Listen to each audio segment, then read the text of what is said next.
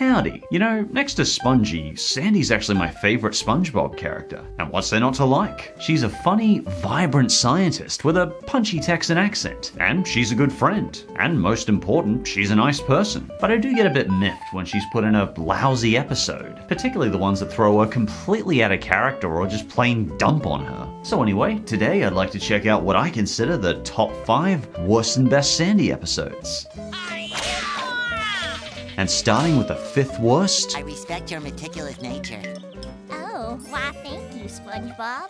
Bubble troubles. And we sailed into trouble, alright, that's for sure. If there was a horrendous SpongeBob checklist, Bubble trouble would tick every box I can think of. To start with, SpongeBob is back to that old boring trope of being just as stupid as Patrick. Just what I never missed. In fact, we watched SpongeBob and Patrick for a solid 2 minutes as they blow hot sauce into each other's eyes, which is searingly painful to them to the point that they're tearing up in the eyes, yet they just keep doing it anyway. Why? Why would they do that? This doesn't even make evolutionary sense that any living creature would do that. Why would any living creature just continually put itself through pain for no reason? I must have more! You want more? This has got to be mid-season SpongeBob.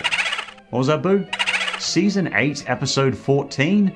Okay, yeah, we're right, it is. In fact, the two decide to spread their monumental mid-season stupidity to Sandy, whom is fixing her air supply. I've got to fix these airlines to my tree dome. They're all clogged up and the lack of fresh air is making me woozy. Can you guess where this is going? So the two, of course, immediately destroy her only source of oxygen, without which she shall die. Really, guys? But luckily, she still has just enough air to get to the surface. But wouldn't you know it? Allow me to get the door.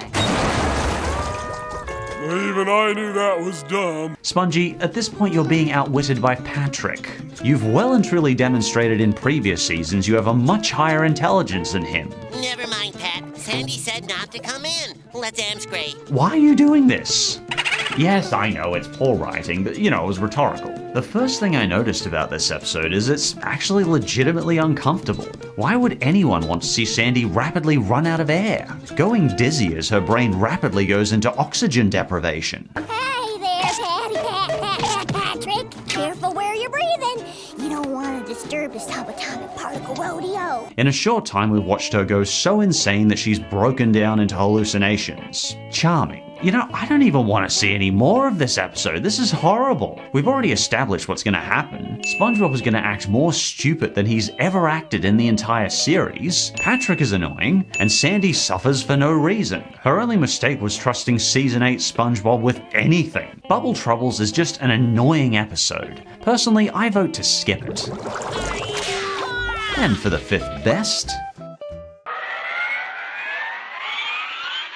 Karate choppers. Dang, this one's a classic to me. Will you change uniform too? You know, it's really hot in here. From the first time I saw it 21 years ago to now, it remains a very relatable, grounded, fun episode. It really captures the beauty of that core friendship between Sandy and SpongeBob. I'd say this was the foundation episode that let me understand the two were good friends. In case you weren't aware, basically, SpongeBob and Sandy love sneaking up on each other to play karate. Karate, as some call it. Karate! I wish that had stuck, that was really fun. But eventually, karate gets in the way of SpongeBob's work, and he gets distracted. So Krabs says SpongeBob has to stop doing karate completely or he's fired. Part of what I think's relatable here is this is a really nostalgic concept. Just the act of getting completely caught up in a game with a friend just takes me back, you know? Eventually, it can get in the way of school or work, but you don't think about that, you're just having such a good time. When SpongeBob has to stop doing karate though, the two start brainstorming about some different games they can play. They try to convince themselves they don't like karate now, and honestly, who could do that? We can act like plants. Photosynthesis. Photosynthesis.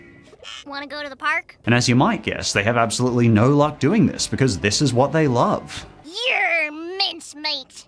In your dreams. You know, I feel like I'd go through the same thing if I ever had to stop juggling. I love juggling and have been doing it since I was 15. At this point, it's almost a fundamental part of me. It just relaxes me and gives me a calm. It feels like an almost fundamental part of who I am now. I think this is a lot like how karate is a fundamental part of who SpongeBob and Sandy are. If you have a hobby you really enjoy that you just couldn't give up, you could probably relate to this episode. I think the episode also points out what a genuine friendship SpongeBob and Sandy have. They just have fun together and help each other. It's simple but beautiful.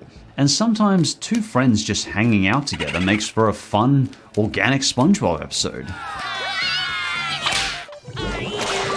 And for the fourth worst, a flea in her dome.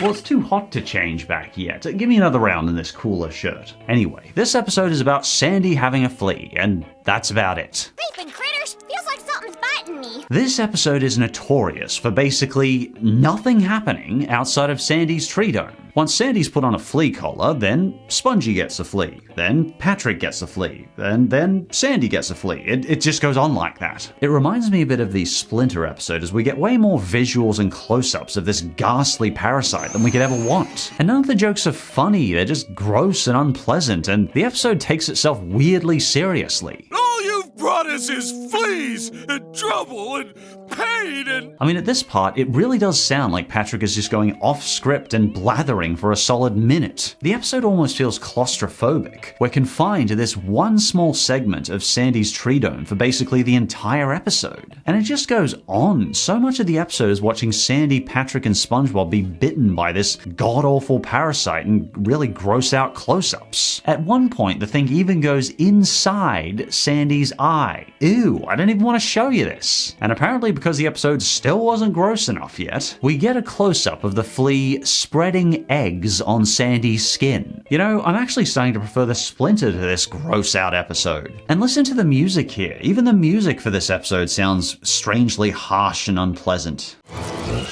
Tarnation! They're multiplying like mad! Soon the trio are infested by fleas. Soon their entire bodies swell up as the parasites suck their blood. Yeah, this is an example of a joke dragged out for an entire episode. A joke that could have been done in 20 seconds and it still wouldn't have been that funny. Pain! So much pain! How is it fun in any way to see Patrick tearing up in pain over this stupid situation? Then the two start bickering. It's just terrible. Will you two men stop yelling at each other? Eventually, the trio decide to flood the little monsters by opening Sandy's tree dome, resulting in, get this, the entire ocean being emptied into Sandy's tiny tree dome. What sense does that make? The entire 1.35 quadrillion liters of the ocean fits into Sandy's tree dome? The entire 361 million square kilometers of ocean fits into Sandy's tree dome. You know what? Let's just move on from this train wreck. Oh, thanks for reminding me, Boo. I'll change back to usual now. Good to be back in orangey red. And I think the fourth best Sandy episode is... Shopping list. How long has it been since SpongeBob and Sandy just had an adventure together? Frankly, it doesn't happen often enough, but season 11 does give us a crazy adventure with the two of them. SpongeBob and Sandy make their way through the outskirts of Bikini Bottom with Krabs' shopping list. We're running low on secret ingredients. I need you to go shopping. They're in search of the secret ingredients of the Krabby Patty, with Plankton in hot pursuit. I'll just follow that yellow nitwit and the secret ingredients will be mine. From the dialogue jokes to the visual jokes here, Not that side! this episode shows off something late season SpongeBob excels at: intelligent writing and a fast pace. And it's jam-packed with enough of these well-written jokes to make your hat spin. Every time Spongy and Sandy nimbly dodge danger to snag an ingredient, Plankton will always follow up with pretty funny, catastrophic results. Like, this joke with the Flying Dutchman had to be one of my favorites. It's a really good appearance for him. I've been drying me scalp for centuries in order to achieve the perfect dermatitis fix. They even throw a My Leg reference in for good measure. Also, how cute is this scene? When Sandy realizes Krabs purposely sent SpongeBob on a dangerous adventure, she reacts more than a little protectively. You mean you sent my best friend on a dangerous wild goose chase just so you could go shopping? This is for almost getting us killed! It really shows off the fact that Sandy is not the type of character to put up with bad treatment to her friends or herself. The episode is very true to these characters and who they are. It feels like legitimate SpongeBob and Sandy we're seeing here. It actually gave me some pleasant flashbacks to Season 1's Tea at the Tree Dome. Shopping List is easily one of my favorite SpongeBob and Sandy modern episodes. And I think the third worst is House Sitting for Sandy. Ah dear, that abysmal Season 8 habit is back. The endless sandbagging. AKA, let's see how long we can drag on an episode with as little as possible happening for as long as possible. Its functions are completely automated, so all you have to do... Wow.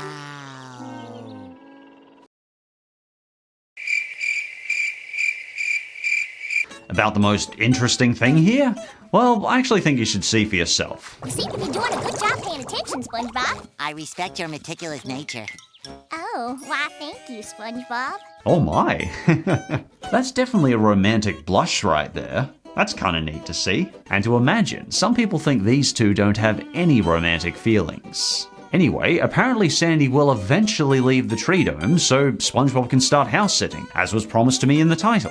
But we're already nearly halfway through the episode. Your beloved Tree Dome is in my capable hands. Are you sure? Yep. Are you really sure? Really sure. Oh, get on with it already, you two. Okay. But we're not done yet. Next, SpongeBob is going to show us how meticulously slow he can count robots. All 2,694 of them. Okay, we're officially at the halfway point, and absolutely nothing has happened in the episode except Patrick entering. Well, in that case, I better stay and help you. Nope. Please. Not gonna happen. Pretty please. No way. Pretty please with a scoop of strawberry, vanilla, and chocolate ice cream. Would you two just get on with it and blunder this up already? Patrick, how many times do we... A few inches later.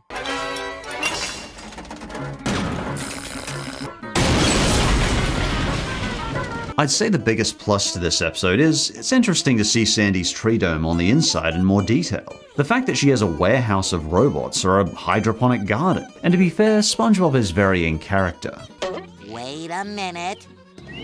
Aha!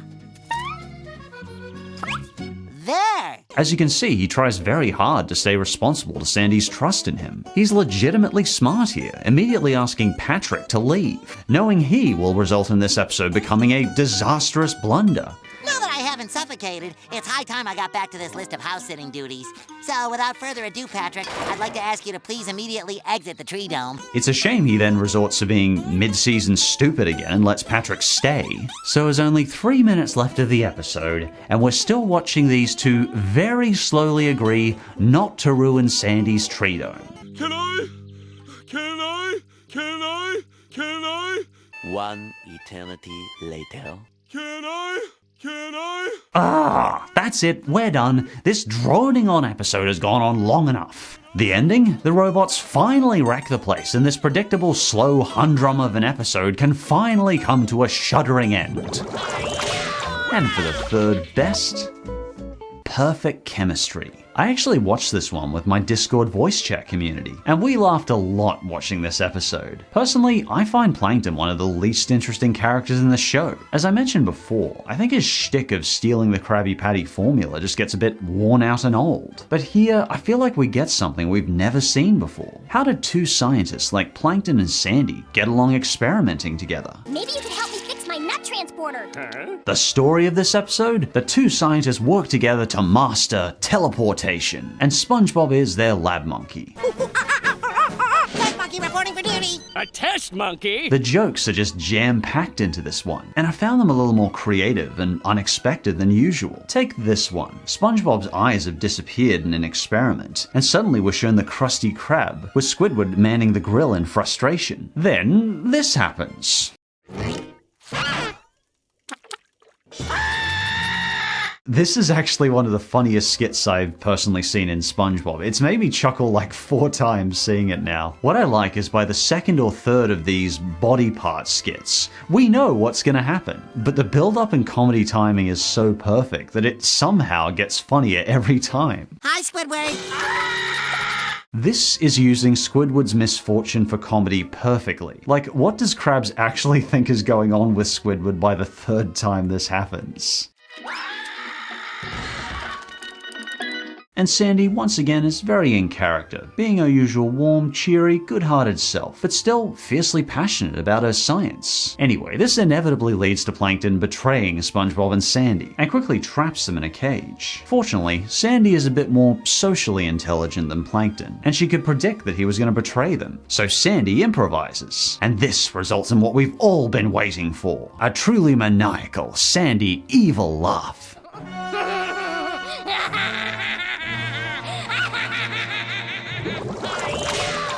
And for the second worst, Fishbowl. The first thing I need to point out is that Sandy isn't the main problem of this Sandy episode. In fact, Sandy's creative animation is really shown off in this. We get to see how she's a completely separate entity from her suit, even when she's wearing it. She'll lift her hands up and from her suit in impulsive joy, or she'll literally get thrown out of her suit within her suit. No, the real problem of this episode? The pink lunkhead himself, Patrick. Like Alpha mentioned in his review of this episode, Patrick's basically repeating his behavior from Yours, Mine, and Mine, and he was ghastly in that. You see, Sandy is performing some basic qualitative psychology experiments. AKA, she's observing people's behavior and recording the results. Unfortunately, she forgets by starting some of the most important rules of scientific experimenting. The first one being, consider the placebo effect. AKA, people may act differently, in fact they will act differently if they know they're being observed. Greeting to you, friend.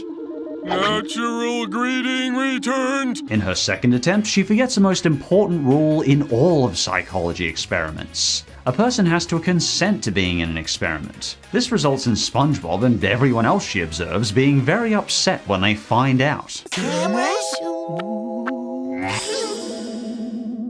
At you, Gary. But anyway, Patrick's obnoxiousness is dialed up to 10 here. He becomes the pure embodiment of annoying. Why? Because Sandy vaguely states offhand that he's in charge and he gets ice cream. Oh, and Patrick, you're in charge.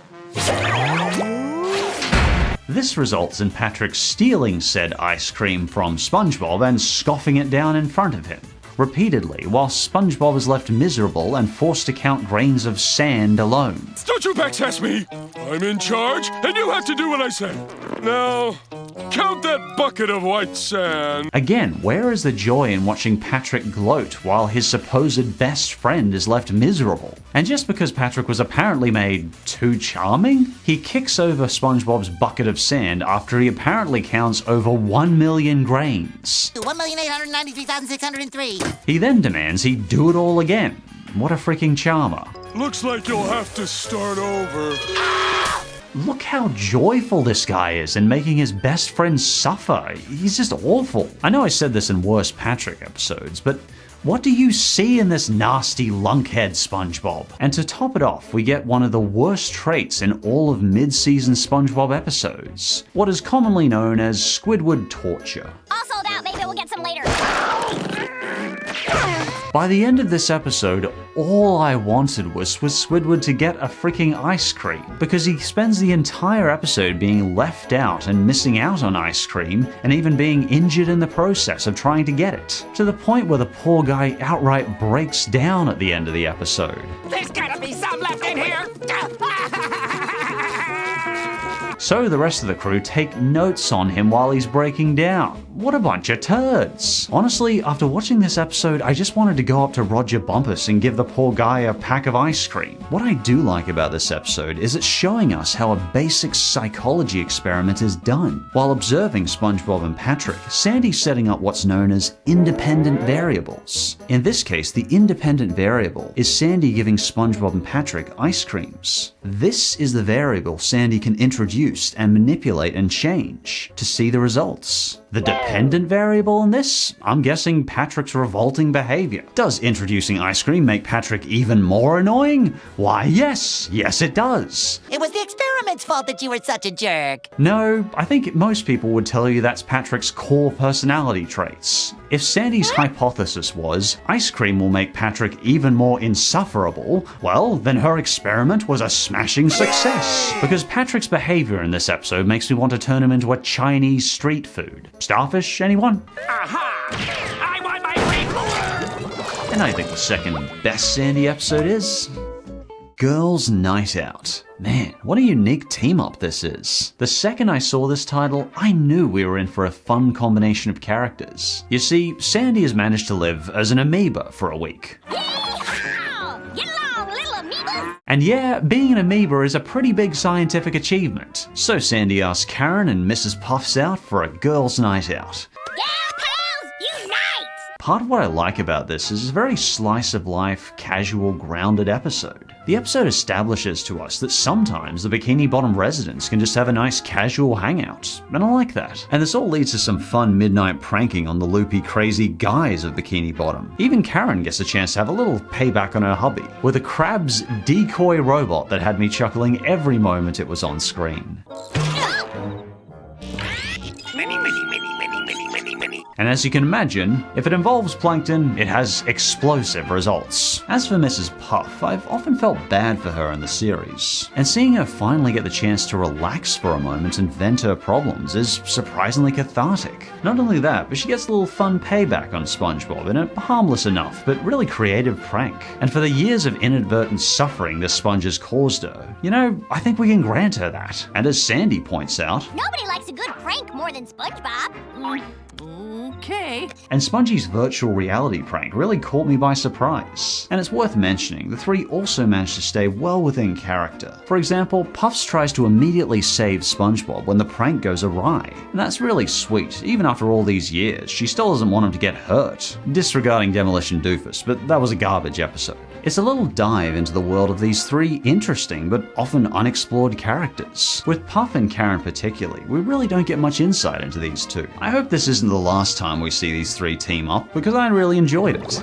And before we get to the number ones, let's go through some quick honorable and dishonorable mentions. Ripped Pants. You can't do a Best Sandy list without this one. Everyone knows this is an absolute classic first season episode, but I already talked about it in the Best SpongeBob episodes list, so I decided to, for variety's sake, leave it off the list. Tea at the Tree Dome. This was a real humble early episode for Sandy, and it helped me better understand the dynamic between SpongeBob and Sandy. From when they first meet, there's no real ulterior motive. It's a very pure, honest friendship of two people who simply enjoy hanging out together. And they both have hobbies they enjoy, like karate. One of my biggest pet peeves of the show now is this lovely episode is completely retconned by the stupid Camp Coral remake. But as far as I'm concerned, in the SpongeBob canon, these two met as adults and built their friendship from the ground up. Not some lazy CG childhood camp story made 20 years later. Anyway, let's forget about Camp Coral and just appreciate a decent early season episode with a good moral and some surreptitious character building. Survival of the Idiots. Interestingly, from what I saw in research, this episode actually has a pretty split community. Some people, like myself, really enjoy the episode, but other people hate seeing Sandy in this really aggressive light. And I do get where they're coming from. There definitely seems to be more dark humor than your usual SpongeBob episode. But for me anyway, I found it funny to see this other side to Sandy while she's asleep. It's not like she's consciously aware she's attacking SpongeBob and Patrick, and frankly, they break into her tree dome.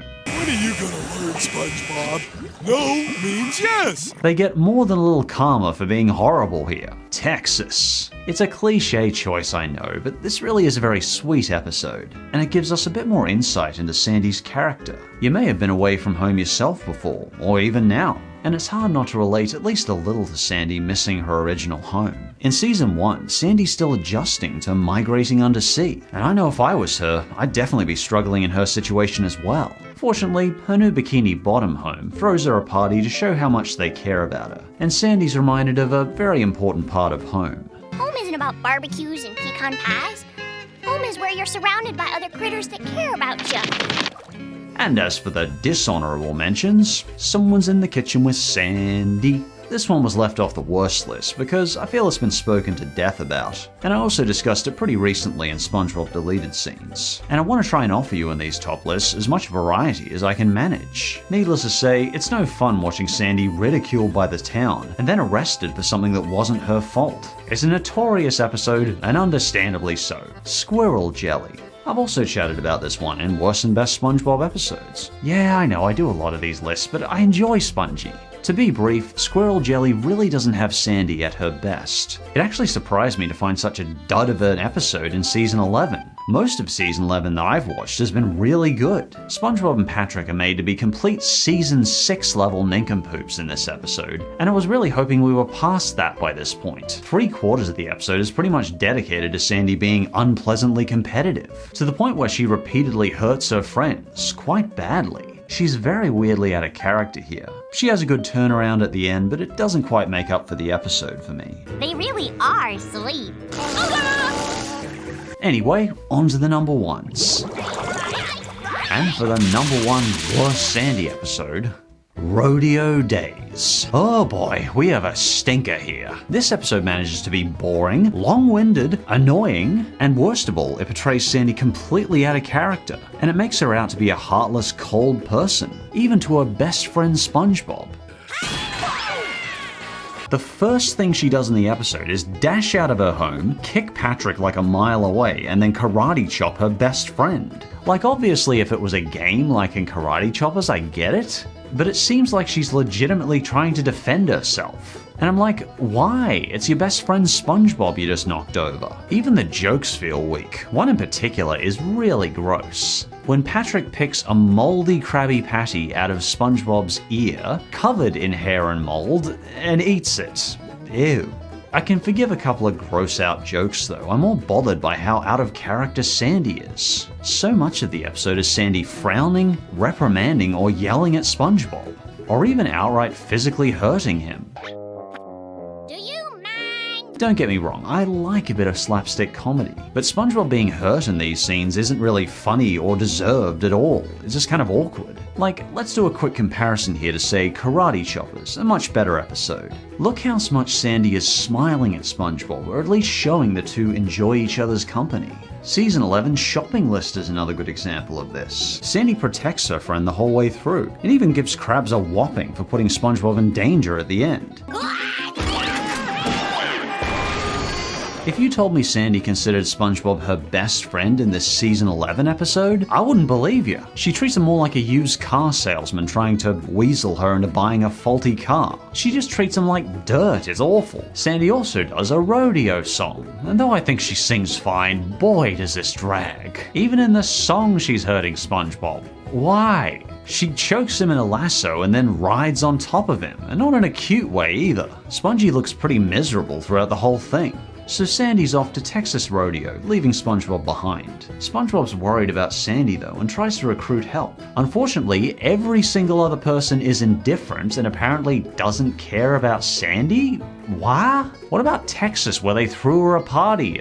Never mind. Even Gary completely refuses to accompany his owner. Now, I do realize Spongy is obviously overreacting and Sandy will be perfectly fine. But is that any reason for everyone he knows to be so rude and completely ignore him? If Spongy's getting anxious, maybe his friend should keep an eye on him in case he tries to go to the surface alone. And even if you disregard all this, the episode still drags like a boat across the pavement. Much like Choir Boys, this just goes on and on. In fact, 10 freaking minutes of the 11-minute episode is spent just watching SpongeBob faffing about. He's just getting ready to go to the rodeo while his friends are horrible to him. Not until the last 1 minute of the episode do we actually get to see anything above the sea, despite the episode being called Rodeo Days. Even when SpongeBob risks everything to come and see Sandy at the rodeo, all she can do is scowl at him. Oh, darn it! You sea slickers made me lose the rodeo! Why are you here anyways? Does she even smile at him once during this episode? The entire 11 minutes is just a miserable slog. And in my opinion, this is the most terrible Sandy episode. It's completely insulting to the character of probably the nicest person in Bikini Bottom. Aw, nuts. And it was a really tough decision. But I think the number one best Sandy episode is Sandy, Spongebob, and the worm. Man, I really struggled deciding on this one. On the one hand, perfect chemistry made me laugh the most. On the other hand, Shopping List is probably the most fast-paced and has the most changes of scenery. But on the other hand, Sandy, Spongebob, and the Worm is just an overall perfectly balanced, good-feeling Spongebob and Sandy adventure. Everything about it just gives me the warm and fuzzies. It's really got that classic SpongeBob witty dialogue. And it ate everything! That's horrible!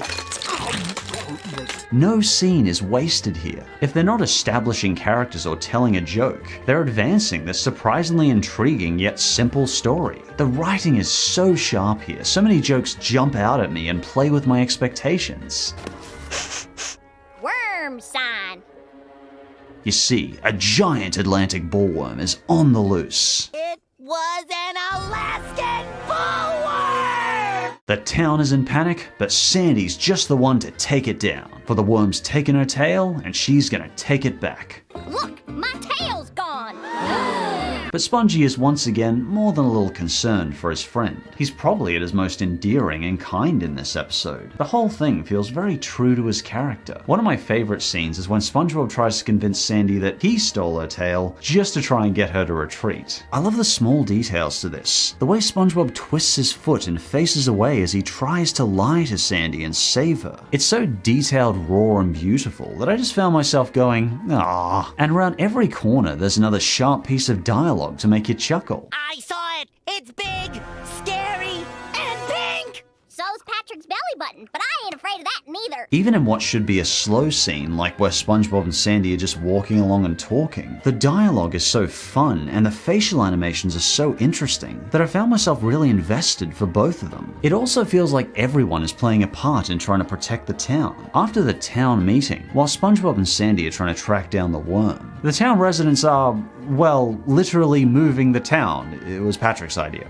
We should take Bikini Bottom and push it somewhere else! And to be fair, it does almost work. From start to finish, Sandy, SpongeBob, and the Worm is an exciting action adventure of an episode. And personally, I decided it was my favorite Sandy episode. Fortunately, I think Season 12 SpongeBob and Sandy are pretty much looking back in character to what I would have expected of them back in Season 1. I think modern day SpongeBob is finally finding that balance between staying true to their characters, but also finding comedy. Because to weirdos like me, this isn't just a cartoon, it's SpongeBob, a cornerstone of my childhood, a character I really respect and admire, and one of my favorite cartoons. And it's a relief to me to see the show mostly back on track. Anyway, feel free to mention any episodes I missed, or feel free to leave your own thoughts in the comments below. And as always, thanks for watching, and I'll see you next time.